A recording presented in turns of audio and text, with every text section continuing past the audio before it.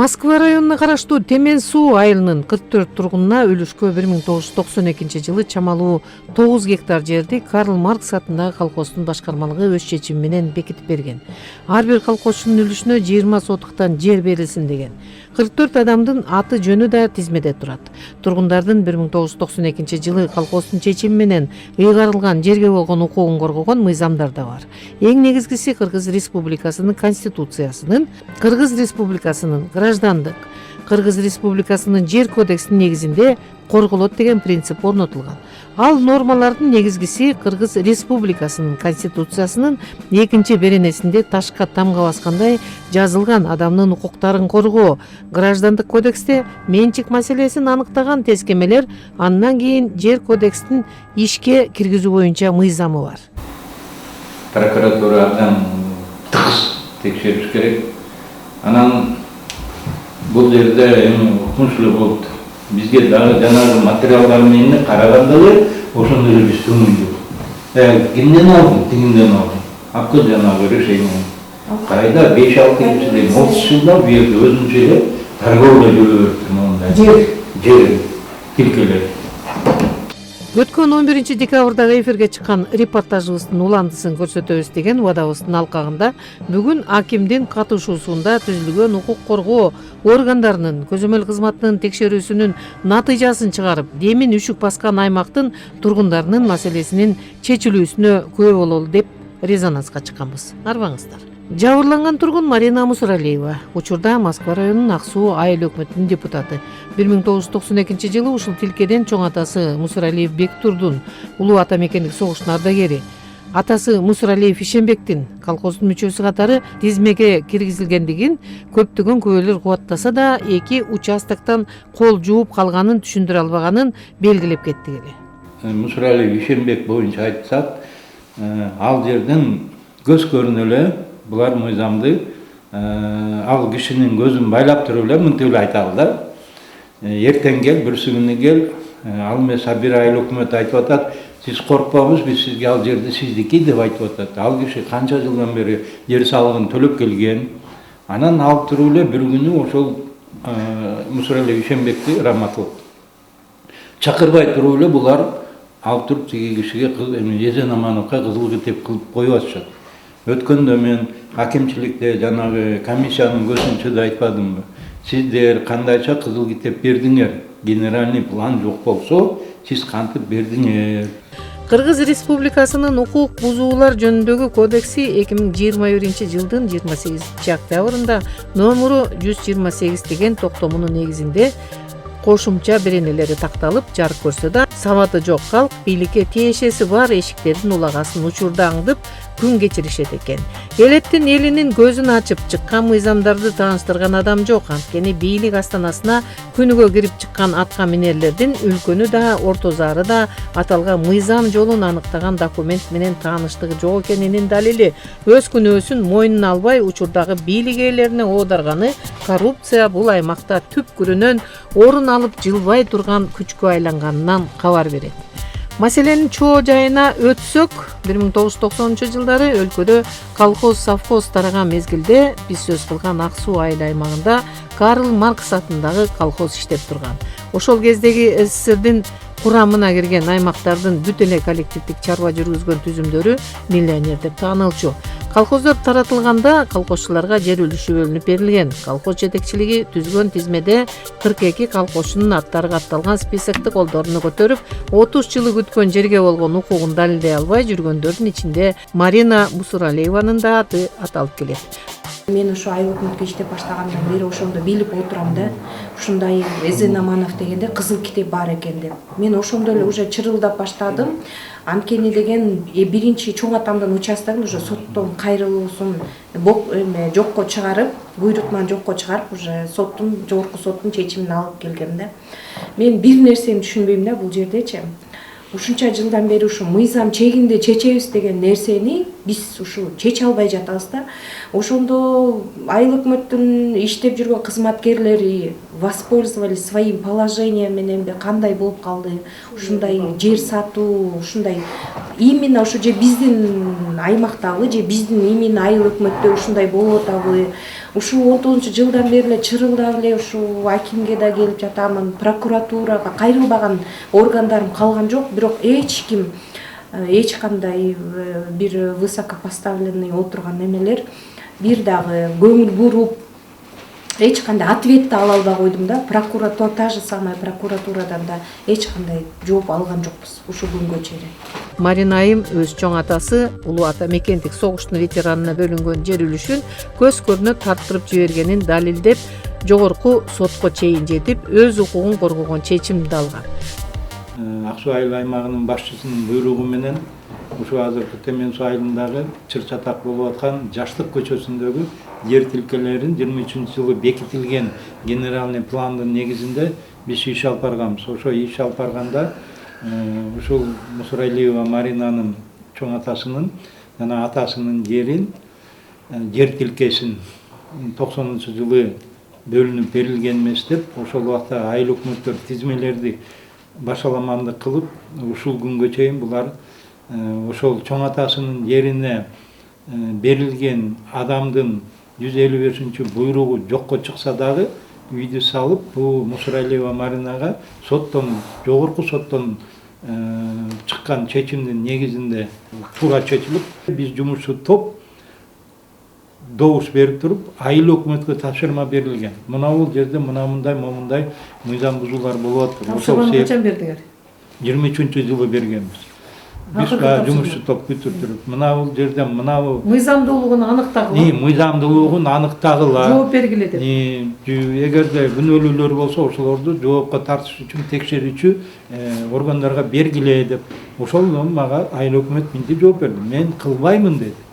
Аягында декабрь айында чет өлкөгө кетип калды. Аты жөнү ким? Аты Курманалиев Алтынбек деген. Ага чейинки айыл өкмөт Нурбеков Асылбек бул кишинин атасын жериңер аласыңар, жериңерди беребиз деп алдап отуруп, аягында жана ежена манып алмаска кызыл китеп алып атышат. Ошол убактагы жер адиси жанагы Байгатаева Гүлзат, Осмонкулов ответственный секретарь Жаркын, ушуларды мен дагы кошумча айтып кетсем, ошолорду толуктап, ошолордун кылган иш аракеттерин текшерилиши керек да. Бирок жогорку соттун өкүмүн жергиликтүү айыл өкмөтүнүн кызматчысы уруу ойнобогону өлкөдө мыйзам туруктуу нормага кирди деген ишенимибизди таш каптыргандай маанай калтырганы бул өзүнчө мыйзамга баш ийбей жашаган аймактын керкисинде да, кемтигинде да көйгөй бар экенинин далили. Андан бөлөк экинчи жер участогу Маринанын атасына колхоздун туруктуу мүчөсү катары ошол эле эсил кайран совет доорунда бир тизмеде бекитилип берилгенине карабай сатылып кеткени таң деле калтырбай калды. Колхоздун чечимине жер менчигин бекиткен кызыл китеп берилбейт деген шылтоо менен айыл өкмөтүнүн кызматчыларынын шугулдануусу каттоо кызматынын өкүлдөрүнүн колдоосун таап, жердин башкы планы түзүлгөндө мыйзамдаштыруу башталат деген шылтоого карабай, жең ичинен кызыл китепти сата башташат. Элдердин түшүнүк кат жазгандары боюнча бизге келип комиссияга ошол жерде мынтип айтып атат, Гисич Елена деген. Мен айыл өкмөткө барам, качан мага жерди оформить этип бересиңер десе, кое туруңуз, генплан болсун, генплансыз болсун деп отуруп, бүтпөй калат. Ошол эле учурда башкаларга кызыл китеп берип атышат. Андан кийин дагы бир жолу келсе, мынтип айтыптыр, архив күйүп кетти, документтер жок деп. Архив күйүп кетсе, анда айыл өкмөттөн акты түзүлүш керек эле да. Баланча убакытта, баланча күнү Ак Суу айыл өкмөтүнүн архиви өрттөнүп кетти, моундай себептер менен өрттөндү, пожарка чакырылды, тигиндей болду, акты түзүлүш керек деп. Эчтеке жок. Мындайча айтканда, бул карапайым элдерди мындай эшикти ачтырып, жаптырып эле койгон да. Баягы кое туруңуз жок деп алдамчылык жол менен бул элдин абдан ушундай кыйынчылыкка алып келишкен да. Анын жыйынтыгында Мусуралиевдин атасына бөлүнгөн тилкеге тизмеде дайыны жок Мусуралиева Наркүл ээлик кылып там салып алат. Ал эми экинчи Маринанын атасы Мусуралиев Ишенбекке бөлүнгөн тилкеге Эсенаманов деген тургун ээлик кылып мыйзамсыз там салып жатканда Марина Мусуралиева жогорку соттун чечимин утуп, доо арызы текшерилип, Эсенаманов мыйзамсыз ээлик кылган участок мыйзамдуу ээсине кайтарылсын деген соттун чечими жергиликтүү өз алдынча башкаруу органы тарабынан аткарылбай калган. Кандайча тизмеде катталган фамилиялар алмашылып, үлүшкө бөлүнгөн жерлер башка адамдардын менчигине өтүп кеткен. 2025-2030 жылдарга Кыргыз Республикасынын коррупцияга каршы аракеттенүү боюнча мамлекеттик стратегиясы кабыл алынды. Анын багыты адамдын укуктары менен эркиндиктерин коргоо, жарандардын мамлекеттик бийлик органдарына болгон ишенимин жогорулатуу, ачыктыкты жана айкындуулукту камсыз кылууга багытталган негиздөөлөр. Биздин атайын репортаж программасы эфирге 11 декабрда чыгып, аким баш болгон иликтөө комиссиясынын чечими менен иликтөөнү райондун көзөмөл органына өткөрүп берилишин талап кылган. Прокуратура жакшылап туруп эле изилдесе эле баары эле өздөрү чыгып берет. Ким кимге сатканы, ким кимге алганы. Мисалы үчүн биз депутаттар же болбосо карапайым адамдар биздин укугубуз жок да. Ким кимге сатты деп сураганга дагы. Анткени алардын биздин өкмөттүн атайын ыйгарган укуктуу көзөмөл органдар бар да. Ошолор анан өткөндө да мен айттым ошону, мына 5 адам биздин комиссиянын жыйынтыктары менен 5 адам прокуратурага канча жыл, 1,5 жыл кайрылышты. Аягында ошол эле айлыкмыт бир күнү айтат, чет өлкөдө жүрөт деп. Кетип калыптыр. Кетип. Кандай мындай болот? Прокуратурага кайрылып атат. Айлыкмытты мондай мыйзамдуулар болуп атат. Ошол айлыкмыттын атын айтып койсоңуз, кайсы жылы кетип атат? 23-жылы. 23-жылы кетип калып атат. Ооба. Эмиграцияга. Иммиграцияга каягына азыркы каякта дейт? Словакияда дейт. Убакыт бир айга чукул болуп калгандан аким Козуевдин кабинетине тийиштүү кызмат ээлеринин катышуусунда дагы жыйын өткөрүп, маселенин чоо жайын тастыктадык. Прокуратурага кайрылып туура маселе болду деп ойлойм да. Эми ошол сунушту башында мен айтпадымбы, прокуратурага кайрылалы деп. Эми бул баягы кадастр кызматы. Башынан Москва районунун кадастр кызматынын баягы ишинин көп кедергисин чыгарган материалдарды мен өзүм деле даярдап келгем учурунда. Анткени бул жерде абдан мыйзам бузуулар болгон. Мыйзам бузуулар кызыл китепти акчага жазып бергендер, ошонун мындай аныкталган маалыматтардын баары болуп келген. Көзөмөл органы бүт материалдарды топтоп изилдеп жатканынан кабар алдык. Бул иш так каралып, жыйынтык чыгабы? Мезгил күбө болот. Кандай болгон учурда дагы биздин команда мыйзамдын так аткарылышын көзөмөлдөйт. Чыныгы ээлерине кайтканы жакшы да. Ал бейбечара болобу? Ошол тизмедеги жарандар мыйзам чегинде өздөрүнүн жана укуктарын пайдаланып, жер укугуна ээ болуп калса деген эле биз ойлойбуз. Мыйзамды ушундай бир уятсыздык менен бузган адамдар да өзүнүн баягы эмесин чарасын алыш керек да.